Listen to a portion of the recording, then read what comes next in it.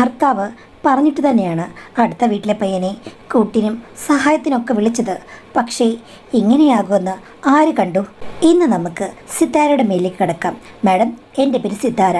യഥാർത്ഥ പേരല്ല. എനിക്ക് 30 വയസ്സ്. വിവാഹം കഴിഞ്ഞിട്ട് കുറേ വർഷങ്ങളായതാണ്. ഭാര്യയ്ക്കാണോ ഭർത്താവിനാണോ കുഴപ്പമെന്ന് ചോദിച്ചു കഴിഞ്ഞാൽ 2 പേർക്കും ചെറിയ ചെറിയ കുഴപ്പങ്ങളുണ്ടെന്നാണ് ഡോക്ടർമാർ പറഞ്ഞത്. അപ്പോൾ പിന്നെ പരസ്പരം കുറ്റപ്പെടുത്താൻ പറ്റില്ല, വീട്ടുകാർക്കും കുറ്റപ്പെടുത്താൻ പറ്റില്ല. അങ്ങനെയാണ് ഞങ്ങളുടെ ജീവിതം മുന്നോട്ട് പോയിക്കൊണ്ടിരിക്കുന്നത്. പിന്നെ ഹസ്ബൻഡ് കഴിഞ്ഞ വർഷം വരെ എൻ്റെ കൂടെ തന്നെ ഉണ്ടായിരുന്നു. പക്ഷേ കഴിഞ്ഞ വർഷമാണ് പുള്ളിക്ക് സ്ഥാനക്കയറ്റം കിട്ടിയത്. അങ്ങനെയായപ്പോൾ കോഴിക്കോടേക്ക് പോകേണ്ടി വന്നു. ഞാനും കൂടെ ചെല്ലാൻ പറഞ്ഞതാണ്. പക്ഷേ എനിക്കെന്തോ ഒരു മടി. ഇവിടെ തന്നെ നിൽക്കാമെന്ന് ഞാനങ്ങ് തീരുമാനിച്ചതാണ്. എന്നെ തനിയിട്ടിട്ട് പോകാൻ ഹസ്ബൻഡിന് ഒരു മടിയായിരുന്നു. സാരമില്ല, പോയിട്ട് വരാൻ പറഞ്ഞു. ഹസ്ബൻഡ് അവിടെ ചെന്ന് ജോയിൻ ചെയ്ത ശേഷമാണ് ഒരു കാര്യം മനസ്സിലായത്. കുറച്ച് എക്സ്പെൻസാണ് എന്നെ കൂടെ കൊണ്ടുപോയി കഴിഞ്ഞാൽ. അതിലും ഭേദം ഞാനിവിടെ നിൽക്കുന്നതാണ്. അതുകൊണ്ട് പിന്നെ അദ്ദേഹം ഒന്നും പറഞ്ഞില്ല. എന്നോട് പറഞ്ഞു, എടി നീ തനിയെ കിടക്കണ്ട, ശാന്ത ചേച്ചി വിളിച്ച് കിടത്തു. ശാന്ത ചേച്ചി ഞങ്ങളുടെ വീടിൻ്റെ അവിടെ നിന്നും ഏകദേശം 4 വീടുകൾക്ക് അപ്പുറത്തുള്ള ഒരു വീട്ടിലാണ് താമസിക്കുന്നത്. ഇപ്പോൾ തനിയേ ഉള്ളൂ. മക്കളൊക്കെ പല സ്ഥലത്താണ്. ഭർത്താവ് പണ്ടേയില്ല. പിന്നെ മറ്റുള്ളവർക്ക് സഹായമായി പല കാര്യങ്ങൾക്ക് ശാന്ത ചേച്ചി പോകാറുണ്ട്. പക്ഷേ എന്നും വൈകിട്ട് ഇവിടെ വന്ന് കിടക്കുമെന്ന് ചോദിച്ചു കഴിഞ്ഞാൽ അതറിയില്ല. അവരുടേത് ഒരു പ്രത്യേക സ്വഭാവമാണ്. ഞാൻ ചോദിച്ചു കഴിഞ്ഞപ്പോഴേക്കും പെട്ടെന്ന് ചേച്ചി സമ്മതിച്ചു. എൻ്റെ പൊന്നുമോളെ, എൻ്റെ വീട്ടിൽ കിടക്കുന്നതിനേക്കാൾ മോളുടെ വീട്ടിൽ കിടക്കുന്നതാണ് നല്ലത്. അവിടെ എനിക്കായിട്ടൊരു മുറി തരുമെന്ന്. അതിനെന്താ, ഒരു പ്രശ്നവുമില്ല, എങ്കിൽ ഒരു കുഴപ്പമില്ലെന്ന് പറഞ്ഞു. പക്ഷേ എന്നാലും ശാന്ത ചേച്ചി മുൻകൂർ ജാമ്യം എടുത്തു. മോളെ, ചില സമയത്തൊക്കെ ഞാൻ എൻ്റെ ബന്ധുക്കളുടെ വീട്ടിലോ മക്കളുടെ വീട്ടിലോ ഒക്കെ പോകും. ആ സമയത്ത് കൂട്ടുകിടക്കാൻ വേറെ ആരെങ്കിലും കൂടി ഒന്ന് നോക്കണമെന്ന് പറഞ്ഞു.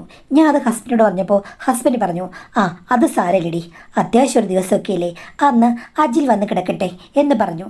ഞാൻ ചോദിച്ചു, ഏത് അജിൽ? എടി, സാവിത്രി ചിറ്റയുടെ ഇളയ മോനില്ലേ അവൻ. അയ്യോ, അവനെ കുട്ടപ്പായ എന്നാണല്ലേ വിളിക്കുന്നത്. അത് വീട്ടിൽ വിളിക്കുന്ന പേരല്ലേ, യഥാർത്ഥ പേര് ഇങ്ങനെയാണ്. ആ, അവൻ അതിന് വരുമോ? അവൻ കോളേജിൽ പഠിച്ചുകൊണ്ടിരിക്കുകയല്ലേ, പിന്നെന്താ. ഞാൻ പറഞ്ഞു കഴിഞ്ഞാൽ അവൻ വന്നോളും. ഏകദേശം 1 കിലോമീറ്റർ അകലെയാണ് ചെക്കൻ്റെ വീട്. പിന്നെ ഇടയ്ക്കിടയ്ക്ക് ചിറ്റ ഇങ്ങോട്ട് വരാറുണ്ട്. ആ സമയത്ത് ചിറ്റയും കൊണ്ട് അവനാണ് ബൈക്കിൽ വരുന്നത്. പിന്നെ ഭർത്താവിൻ്റെ യഥാർത്ഥ ചിറ്റയൊന്നുമല്ല കേട്ടോ, ഒരു ബന്ധത്തിൽപ്പെട്ടതാണ്. എൻ്റെ ഭർത്താവിന് ചിറ്റമാരൊന്നുമില്ല. അതുകൊണ്ട് ഇവരെയാണ് ഒരു ബന്ധുവായിട്ട് അംഗീകരിച്ചിരിക്കുന്നത്. കാര്യം ഈ അടുത്ത സ്ഥലത്തെങ്ങും ഭർത്താവിന് ബന്ധുക്കൾ ഇല്ല. പിന്നെ ഉണ്ടെന്ന് പറയാൻ അവർ മാത്രമേ ഉള്ളൂ. അതുകൊണ്ട് വല്ലാത്ത അടുപ്പമാണ്. അവരാണെങ്കിൽ ഇത്തിരി അധികാരമൊക്കെ സ്ഥാപിച്ചെടുക്കുന്ന ടൈപ്പുമാണ്. ഞാൻ അധികം പ്രോത്സാഹിപ്പിക്കാറില്ല, പക്ഷെ വല്ലപ്പോഴും വരാറുണ്ട്. ഈ പയ്യനും വല്ലപ്പോഴും വരും. അവനോട് ഹസ്ബൻഡ് വിളിച്ച് പറഞ്ഞു കഴിഞ്ഞപ്പോഴേക്കും ഉടനെ അവൻ സമ്മതിച്ചു. പിന്നെ ശാന്ത ചേച്ചിയോട് പറഞ്ഞപ്പോൾ ശാന്ത ചേച്ചിക്കും അവനെ അറിയാം. ആ, നല്ലൊരു പയ്യനാ, ദുശ്ശീലങ്ങളൊന്നുമില്ല, അവൻ വന്നു കഴിഞ്ഞാൽ കുഴപ്പമില്ല മോളെന്ന് പറഞ്ഞു. ഇതൊക്കെ പറഞ്ഞെങ്കിലും ശാന്ത ചേച്ചി എന്നും ഇവിടെ നിൽക്കില്ല. പുള്ളിക്കാരി 2 ആഴ്ച നിൽക്കും. അത് കഴിഞ്ഞാലേ പിന്നെ എവിടെയെങ്കിലും അങ്ങ് പോകും. 3-4 ദിവസം കഴിഞ്ഞേ വരികയുള്ളൂ.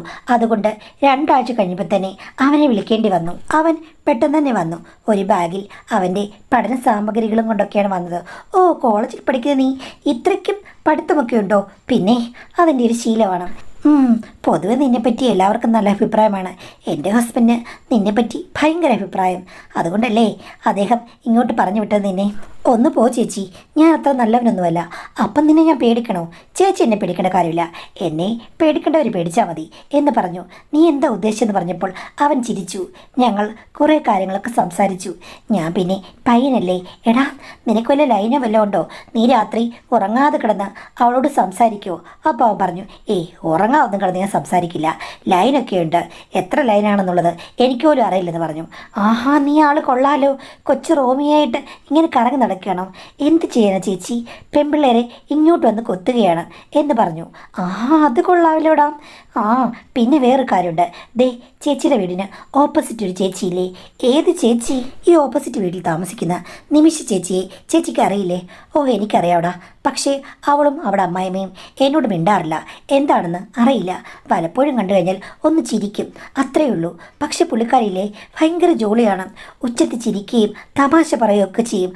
അതിന് നീ എപ്പോൾ കണ്ടു? ചേച്ചി, അവരുടെ ഹസ്ബൻഡ് ഹൈദരാബാദിലെ വർക്ക് ചെയ്യുന്നേ. അതെ, അവനൊരു 3 മാസം കൂടിയിരിക്കുമ്പോഴേ വരികയുള്ളൂ. ചേച്ചിക്ക് ഇവിടെ ഒരു ഓഫീസിൽ ജോലിയാണെന്ന് അറിയില്ലേ? അറിയാം. രാവിലെ കാറിനാണ് പോകുന്നത്. ആ സമയത്ത് ചിലപ്പോൾ ഞാൻ കോളേജിൽ പോവുകയാണെങ്കിൽ എനിക്ക് ലിഫ്റ്റ് തരാറുണ്ട്. മുന്നേ തന്നെ ഇരിക്കാൻ പറയും. എന്നിട്ട് ഞങ്ങൾ കഥകളൊക്കെ പറഞ്ഞ് എന്നെ കോളേജിൻ്റെ മുൻവശത്ത് ഇറക്കി വിടുകയും ചെയ്യും. അപ്പം മുൻവശത്തിരുന്ന് കഥകൾ പറയുകയാണ് നിങ്ങളുടെ 2 പേരുടെ പണി.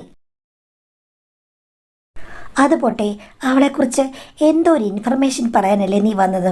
ആ ചേച്ചി, അവർ തന്നെ ഫേസ്ബുക്കിൽ എനിക്കൊരു ദിവസം മെസ്സേജ് അയച്ചു. എന്താ മെസ്സേജ് അയച്ചത്? ആ, ഒന്ന് കാണണ്ടേന്ന്. ആഹാ, അവളെക്കുറിച്ച് എനിക്ക് പണ്ടേ അറിയാടാ. അവൾ ഇതല്ല, ഇതിനപ്പുറം വേണമെങ്കിൽ പറയും. പിന്നെ ഇങ്ങനെയുള്ള പെണ്ണുങ്ങൾക്ക് മറ്റു സ്ത്രീകളെ ഇഷ്ടമല്ല. പക്ഷേ ആണുങ്ങളെ കാണുമ്പോഴേക്കും ഓടി അങ്ങ് ചെല്ലും. അപ്പോൾ നീ അവളെ കാണാൻ വേണ്ടിയിട്ടാണ് ഇങ്ങോട്ട് വന്നത് അല്ലേ ചേച്ചി? ഞാനങ്ങ് പറഞ്ഞതേ ഉള്ളൂ. ആ, എന്തായാലും ഞാൻ ഒരു കാര്യം പറയാം. ഇവിടെ താമസിക്കുമ്പോൾ രാത്രി മുറി തുറന്നിറങ്ങി അവിടെ വീട്ടിലേക്കെങ്ങും വേലി ചാടി മതിൽ ചാടി പോകരുത്. ഇവിടെ പല സ്ഥലത്ത് CCTV ക്യാമറയുണ്ട്. അതിൽ കണ്ടുപിടിച്ച് നാട്ടുകാർ നിന്നെ കെട്ടിയിടും. അല്ലെങ്കിൽ പറയും കള്ളനാണെന്ന്. സൂക്ഷിക്കുക. അവൾ അവിടെ നിന്ന് കൈയും കലാശമൊക്കെ കാണിച്ചു തിരിക്കും, അല്ലെങ്കിൽ ഫോണിൽ വിളിച്ചെന്നിരിക്കും. അത് കണ്ട് ഞാൻ ഇളകരുത്. അതുമാത്രമല്ല, ഞാനങ്ങ് ചോദിക്കുക, എന്തോ കണ്ടിട്ടാ നീയൊക്കെ ഇവളുടെ പുറകെ നടക്കുന്നത്? എന്തോ ഇരിക്കുന്നു. ഞാൻ നോക്കിയിട്ട് പ്രത്യേകിച്ച് ഒന്നും കാണാനില്ല. അപ്പോൾ അവൻ ചിരിച്ചോണ്ട് പറഞ്ഞു, ചേച്ചി നോക്കിക്കഴിഞ്ഞാൽ എങ്ങനെയാ പ്രത്യേകത കാണുക? ആണുങ്ങൾ നോക്കിയില്ലേ കാണുകയുള്ളൂ. സ്ത്രീകൾക്ക് മറ്റൊരു സ്ത്രീയെ കാണുമ്പോൾ അസൂയയിലേ ഉള്ളൂ എന്ന് പറഞ്ഞു. പിന്നെ അസൂയാവഹമായ ഒന്നും അവക്കില്ല. എനിക്കറിയില്ലേ. എന്തായാലും അവളെക്കാൾ 10 മടങ്ങ് ബെറ്റർ ഞാനെന്ന് എനിക്കറിയാം. അതുകൊണ്ട് അവളോട് ഞാനെന്തിനാ അസൂയപ്പെടുന്നത് എന്ന് ഞാൻ പറഞ്ഞു കഴിഞ്ഞപ്പോഴേക്കും അവൻ പറഞ്ഞു, അത് ശരിയാണ്, ആ സ്ത്രീ സുന്ദരിയൊന്നുമല്ല, ആവറേജ്. പക്ഷേ ചേച്ചി നല്ല സുന്ദരിയാണ്. പിന്നെ ചേച്ചി കുട്ടികളൊന്നുമില്ലല്ലോ. അപ്പോൾ കുട്ടികളുണ്ടായി കഴിഞ്ഞാൽ സൗന്ദര്യം മുഴുവനും പോകുന്നാണോ നീ പറഞ്ഞു വരുന്നത്? അല്ല ചേച്ചി, സാധാരണ നാട്ടു നടപ്പ് അങ്ങനെയല്ലേ? അപ്പോൾ കുട്ടികളുള്ള സൗന്ദര്യമുള്ള സ്ത്രീകളെയൊന്നും നീ കണ്ടിട്ടില്ലേ? ഉണ്ട് ചേച്ചി. ചേച്ചി ഇങ്ങനെ തർക്കിക്കാതിരിക്കെ. ഞാൻ പൊതുവായിട്ടുള്ളൊരു കാര്യം പറഞ്ഞതാണ്. എടാ, നീ വശപ്പശ കടന്ന് എൻ്റെ ഭർത്താവിനോട് തന്നെ ഞാൻ വിളിച്ച് പറയുന്നുണ്ട് കേട്ടോ. എന്തായാലും ഇവിടെ നിന്നിട്ട് അവളെ നോക്കാനോ മതിൽ ചാടാനോ ഞാൻ സമ്മതിക്കില്ല ചേച്ചി. ഞാനതൊന്നുമല്ല പറഞ്ഞത്. അവരങ്ങനെ ഒരു ടൈപ്പാണ്, എൻ്റെ ഒരു ഫ്രണ്ട് പോലെയാണെന്നാണ് പറഞ്ഞു വന്നത്. ഫ്രണ്ട്? എൻ്റെ ഈശ്വര, എൻ്റെ ഉറക്കം പോയി എന്ന് പറഞ്ഞപ്പോൾ അവൻ ചോദിക്കാണ്, ചേച്ചിയുടെ ഉറക്കം എന്തിനാണ് പോകുന്നത്? ചേച്ചി കിടന്നുറങ്ങൂ, ഞാൻ അവരും കൂടെ രാത്രി സംസാരിച്ചോളാം. അതന്നെയാണ് എനിക്ക് പേടി. സംസാരം മാത്രമേ ഉള്ളൂ എന്ന് ആർക്കറിയാം.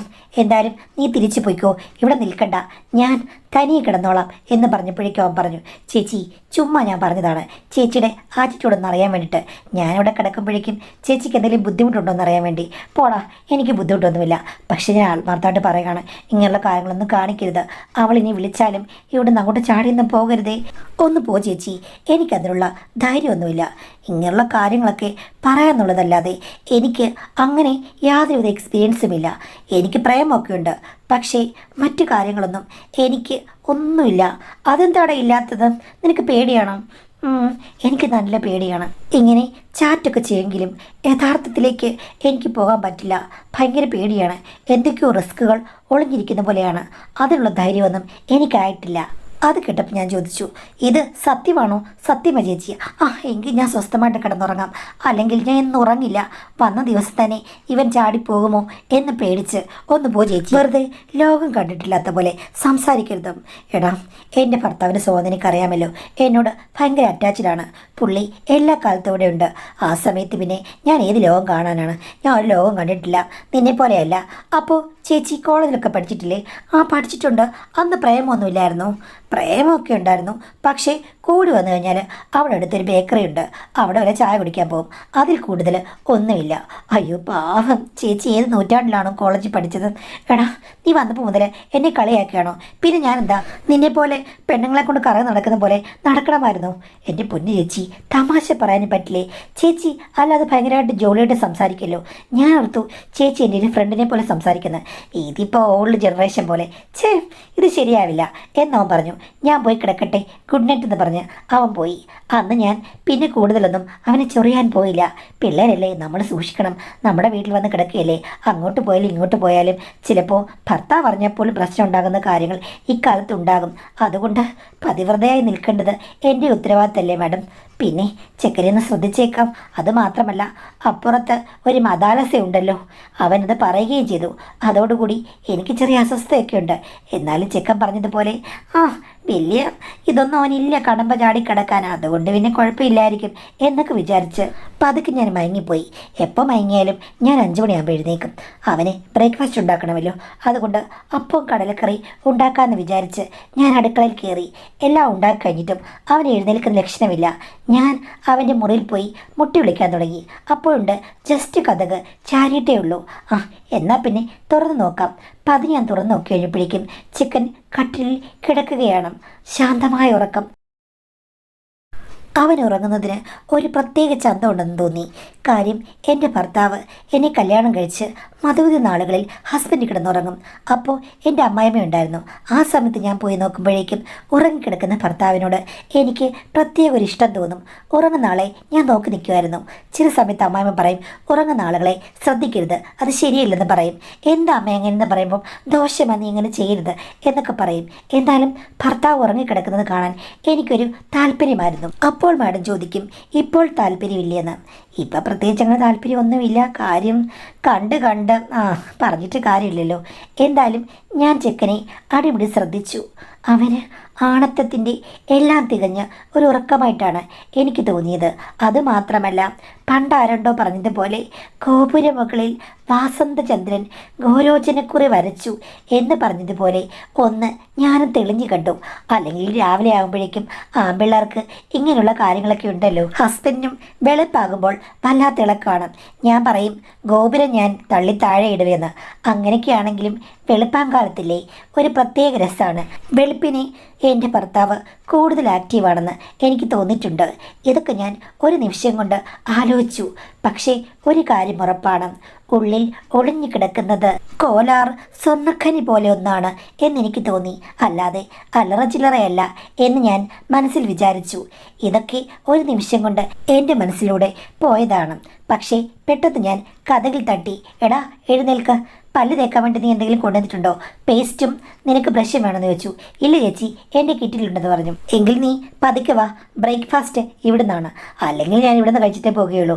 അമ്മ ഉണ്ടാക്കി വെക്കുന്ന ഉണക്ക സാധനങ്ങളൊന്നും എനിക്ക് വേണ്ട. ഇന്നെന്താ ചേച്ചി? അപ്പോൾ കടലക്കറിയും. സൂപ്പർ, ഞാൻ വരാമെന്ന് പറഞ്ഞു. അങ്ങനെ അവൻ പെട്ടെന്ന് റെഡിയായി വന്നു. ഇവിടെ നിന്ന് തന്നെ ഞാൻ കോളേജിലേക്ക് അങ്ങ് പോവുകയാണ് കേട്ടോ. കാര്യം പിന്നീട് തുടർച്ചയായിട്ട് 3-4 ദിവസം ഇവിടെ ഉണ്ടല്ലോ. കുളിച്ചിട്ട് അവൻ സ്പ്രേ ഒക്കെ അടിച്ച് വന്നിരുന്നു കഴിഞ്ഞപ്പോഴേക്കും ഞാൻ അവനെ അടിപിടി നോക്കുകയായിരുന്നു. ദൈവമേ, ഇത്രയും സൗന്ദര്യമുള്ളൊരു പയ്യൻ എൻ്റെ ചെറിയ പ്രായത്തിൽ എനിക്ക് കാമുകനായി വന്നില്ലല്ലോ എന്നൊക്കെ ഞാൻ ഓർത്തു. ഈ സിനിമയൊക്കെ കാണുമ്പോഴേക്കും നമ്മൾ ഓർക്കില്ലേ, ഇതുപോലൊരു സുന്ദര കുട്ടപ്പൻ്റെ കൂടെ നമ്മൾ മരം ചുറ്റി ഓടി നടക്കുന്നു. സ്ത്രീകൾക്ക് എപ്പോഴും ഒരു സ്വപ്ന കാമുകൻ്റെ രൂപം മനസ്സിൽ കാണും. പിന്നെ അവരെ പ്രേമിക്കുന്നെങ്കിലും കല്യാണം കഴിക്കുന്നെങ്കിലും ഒക്കെ അങ്ങനെയുള്ള ആളൊന്നും ആയിരിക്കില്ലെങ്കിൽ കൂടി അവരുടെ മനസ്സിൽ എപ്പോഴും അങ്ങനൊരു രൂപം തെളിഞ്ഞു നിൽക്കുന്നതാണ് എനിക്ക് തോന്നുന്നത്. മറ്റു സ്ത്രീകൾക്കുണ്ടോ എന്ന് എനിക്കറിയില്ല, എനിക്കങ്ങനെയുണ്ട്. പക്ഷേ ആ രൂപത്തോട് ചേർന്ന് നിൽക്കുന്നതാണ് ഇവൻ്റെ രൂപം. അവൻ കഴിക്കുന്നത് ഞാൻ ശ്രദ്ധിക്കുകയായിരുന്നു. നല്ല റോസ് ചുണ്ടുകളാണ്. താഴത്തെയും മുകളിലത്തെയും പല്ലിൻ്റെ നിരകൾ ഏകദേശം ഒരേപോലെ സുന്ദരമായിരിക്കുന്ന ആളുകൾ വളരെ കുറവാണ്. പക്ഷേ ഇവന് ഒരേപോലെയാണ്. നല്ല ഷേപ്പ്. ഞാനിതൊക്കെ ശ്രദ്ധിക്കുകയാണ്. ശരിക്കും ഒരു കുറ്റവും നമുക്ക് പറയാൻ തോന്നുകയില്ല. പണ്ടൊക്കെ അതിനോട് വരുമ്പോഴേക്കും ഞാൻ അത്ര ശ്രദ്ധിച്ചില്ല. അതുമാത്രമല്ല, ഇപ്പം കുറേ നാളായിട്ട് അങ്ങനെ കാണുന്നില്ലല്ലോ. ഈ ആൺകുട്ടികളൊക്കെ പെട്ടെന്നാണ് വളർന്ന് യുവാക്കളായിട്ട് മാറുന്നത്. അപ്പോൾ ആ സമയത്ത് അവർക്ക് വല്ലാത്ത സൗന്ദര്യമായിരിക്കും. പിന്നെ നല്ല പുരുഷന്മാർക്കില്ലേ, ചിലപ്പോൾ 40കളിലും 50കളിലുമൊക്കെ ഭയങ്കര സൗന്ദര്യം കൂടുതലാണെന്ന് എനിക്ക് തോന്നിയിട്ടുണ്ട്. സ്ത്രീകൾ യൗവനത്തിലാണ് അത്ഭുതമായി തീരുന്നത് പുരുഷന്മാർക്ക്. പക്ഷേ പുരുഷന്മാർ പലപ്പോഴും ഇത്തിരി പ്രായമായാലും സ്ത്രീകൾക്ക് വളരെ കൗതുകകരമായി തീരും. കാരണം അവർക്ക് പ്രകൃതി എന്തൊക്കെയോ കാര്യങ്ങൾ അനുഗ്രഹിച്ചു കൊടുത്തിട്ടുണ്ട്. പ്രായം കൂടുന്തോറും അവരുടെ അട്രാക്ഷൻ കൂടും തോന്നും. സ്ത്രീകളുടെ കാര്യം നേരെ മറിച്ചാണ്. സ്ത്രീകൾ പ്രായം കൂടുന്തോറും അട്രാക്ഷൻ കുറഞ്ഞു വരും. ഇതൊക്കെ എൻ്റെ ഒരു കൺസെപ്റ്റാണ് മാഡം. ശരിയാണോ എന്ന് എനിക്കറിയില്ല.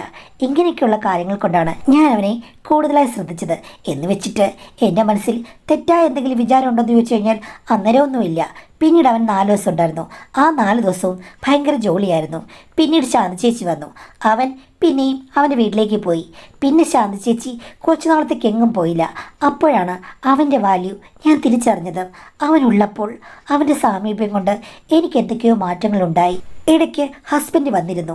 ആ സമയത്ത് എന്നോട് റൊമാൻറ്റിക്കായി പെരുമാറി കഴിഞ്ഞപ്പോഴേക്കും ഞാൻ ഭയങ്കര ആക്റ്റീവായി ഹസ്ബൻഡിനോട് പെരുമാറി. അപ്പോൾ പുള്ളിക്കാരനോട് പറഞ്ഞു, ഞാൻ ദൂരെ ജോലി ചെയ്യുന്ന നല്ലതെന്ന് എനിക്ക് തോന്നുന്നു. ഞാൻ ചോദിച്ചു, അതെന്താ അങ്ങനെ? അല്ല, വന്നു കഴിഞ്ഞപ്പോഴേക്കും നീ ആകെ മാറിയല്ലോ, ഒരു മോഹിനിയെ പോലെ എന്ന് പറഞ്ഞു.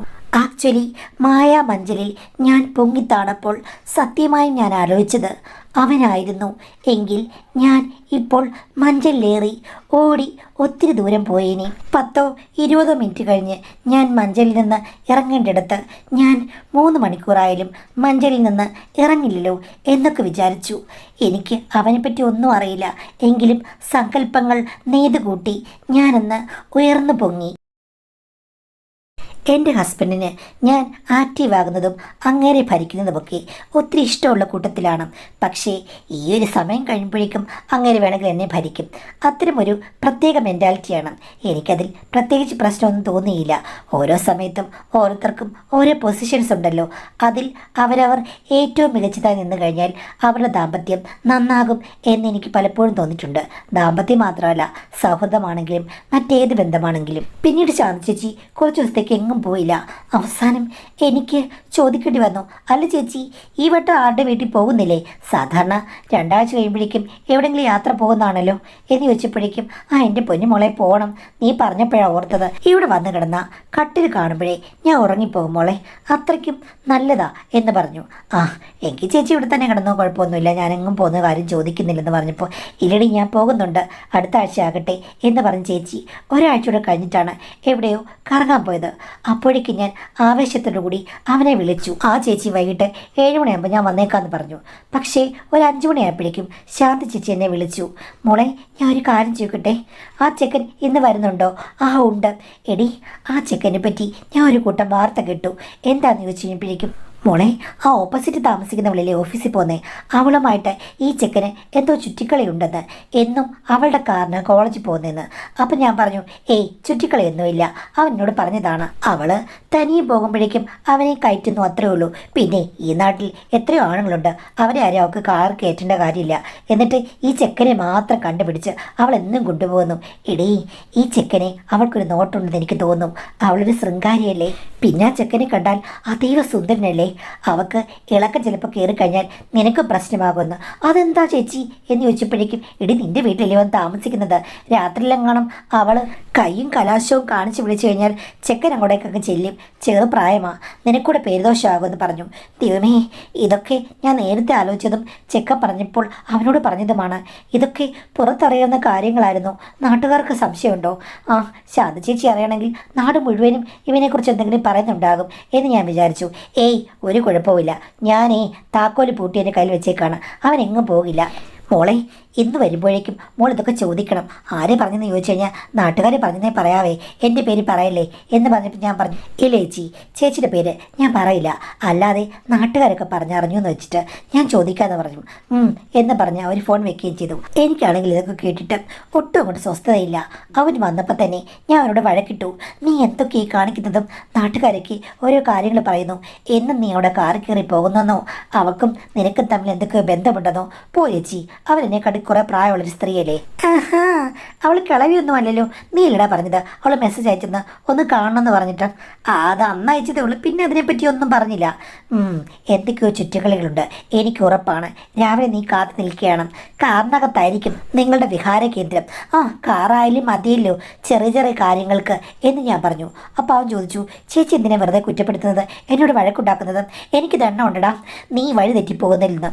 അതിന് വഴി തെറ്റിയിട്ടില്ലല്ലോ, വഴി തെറ്റണമെന്ന് എനിക്ക് ആഗ്രഹമുണ്ട്, പക്ഷേ കാറിൽ വെച്ച് വഴി തെറ്റാനെന്നുള്ള ഒരു കാര്യവും എനിക്കില്ല. പിന്നെ അവർ പറഞ്ഞത് ശരിയാണ്, ഞാൻ അതിന് മറുപടി കൊടുത്തില്ല. അവൻ എന്നോട് ഒന്നും ചോദിച്ചുമില്ല. പിന്നെ ലിഫ്റ്റ് ഇടയ്ക്കിടയ്ക്ക് തരും, എല്ലാ ദിവസവും ഒന്നുമില്ല, ആഴ്ചയിൽ 4 ദിവസം. 4 ദിവസമാണോ നിൻ്റെ ഡ്യൂട്ടി എന്നൊക്കെ ചോദിച്ച് ഞാൻ വെറുതെ വഴക്കിട്ടു. ചേച്ചി, ആവശ്യമില്ലാതെ വെറുതെ കിടന്ന് ബഹളം വെക്കാതെ, നാട്ടുകാർ കേൾക്കും എന്ന് പറഞ്ഞപ്പോൾ, പിന്നെ നിൻ്റെ കാര്യം നാട്ടുകാർക്കൊന്നും അറിയില്ല.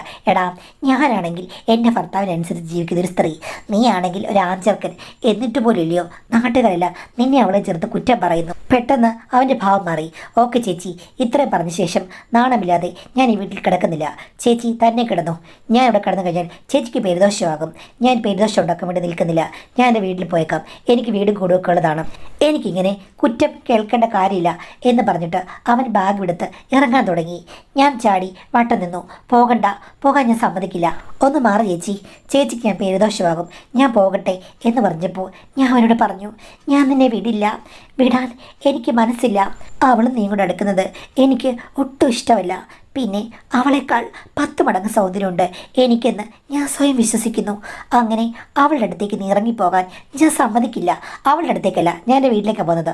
അതല്ലേ പറഞ്ഞേ, ഞാൻ സമ്മതിക്കില്ല എന്ന് പറഞ്ഞു. ഇതിനിടയ്ക്ക് ഞങ്ങൾ രണ്ടുപേരെയും കൂടി ഒരു മൽപ്പിടുത്തം തന്നെ നടത്തിയെന്ന് പറയാം.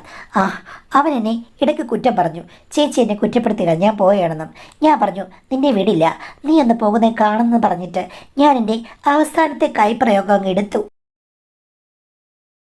സ്വതന്ത്രനാക്കാൻ അവൻ അപേക്ഷിച്ചു.